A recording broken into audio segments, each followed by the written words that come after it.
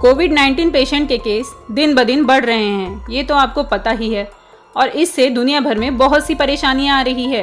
हालांकि आज के वीडियो में हम कोरोना के ऊपर बात नहीं करेंगे, इसके बारे में वैसे भी आप लोगों को काफ़ी कुछ पता होगा। हम लोग बात करेंगे कोरोना के एक सिम्टम के बारे में, ऐसा सिम्टम जो नॉर्मल फ्लू में भी होता है। जब हमें सर्दी होती है तो ऐसा क्या होता है हमारी बॉडी में कि ना हमें स्मेल आती है और ना ही कोई टेस्ट। कोविड-19 पेशेंट के साथ भी यही सिम्टम सामने आ रहे हैं। तो आज के हमारे वीडियो में हम आपको इसी सिम्टम के बारे में एक्सप्लेन करेंगे। पर वीडियो स्टार्ट करने के पहले हमारे चैनल को सब्सक्राइब करना ना भूलें। फूड आइटम में उसकी स्मेल और टेस्ट दोनों का ही इम्पोर्टेंट रोल होता है। बल्कि आपको ये जानकर हैरानी होगी कि 80% फूड कौन से टाइप का है और उसका फ्लेवर कैसा है, ये हम केवल उसकी स्मेल लेकर ही जान जाते हैं। टंग हमारा केवल टेस्ट ऑर्गन है जो सॉल्टी, स्वीट, सोर और बीटर टेस्ट फील कराती है। पर फ्लेवर के लिए तो सिर्फ नोज रिस्पॉन्सिबल है।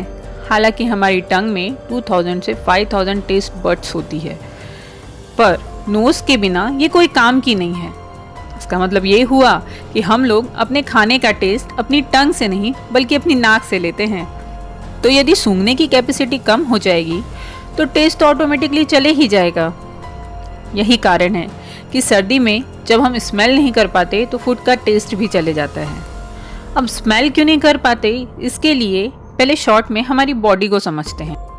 हमारी नोज की रूफ में ऑल्फैक्टरी क्लेफ्ट नाम का एक छोटा सा एरिया होता है। जब हम कोई फूड खाते हैं तो उस फूड की स्मेल हमारी नेजल कैविटी में ट्रैवल करते रहती है और स्मेल का सिग्नल इस एरिया से नर्व्स के थ्रू ब्रेन के फ्रंट एरिया में पहुंचता है, जिसे ऑल्फैक्टरी बल्ब बोलते हैं। ब्रेन में प्रेजेंट यही ऑल्फैक्टरी बल्ब हमें स्वाद होने की फीलिंग कराता है।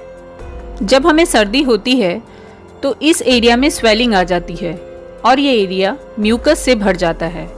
तो स्मेल का सेंस ब्रेन में प्रेजेंट ऑल्फैक्टरी बल्ब तक पहुंच ही नहीं पाता है, इसलिए हमें स्मेल फील ही नहीं हो पाती है। अब हम ये जानते हैं कि सर्दी में आखिर म्यूकस क्यों बनता है।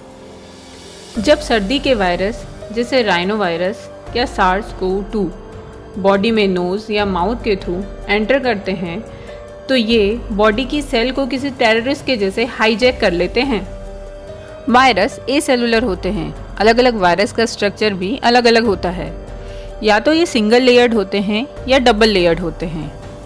इनका RNA या DNA प्रोटीन की एक लेयर से घिरा होता है जिसे कैप्सिड कहते हैं। ये बॉडी में एंटर करते ही अपना RNA या DNA बॉडी की सेल में डाल देते हैं। जब ये सेल मल्टीप्लाई करते हैं तो वायरस का RNA या DNA भी अपने आप मल्टीप्लाई करने लगता है। मीन्स ये एक तरीके से पैरासाइट जैसे होते हैं जो बिना कुछ स्ट्रगल के जीवित रहते हैं। अब जब ये टेररिस्ट बॉडी पे अटैक कर देते हैं तो हमारी बॉडी की सेल एक अलार्म बजाती है।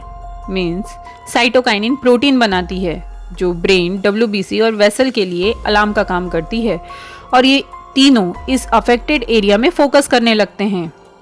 ब्रेन के पास जैसे ही इंफॉर्मेशन पहुंचती है ये वेसल को ऑर्डर देता है और उस एरिया की वेसल्स वाइड होने लगती है ताकि वहां ज़्यादा से ज़्यादा WBC पहुंच सके।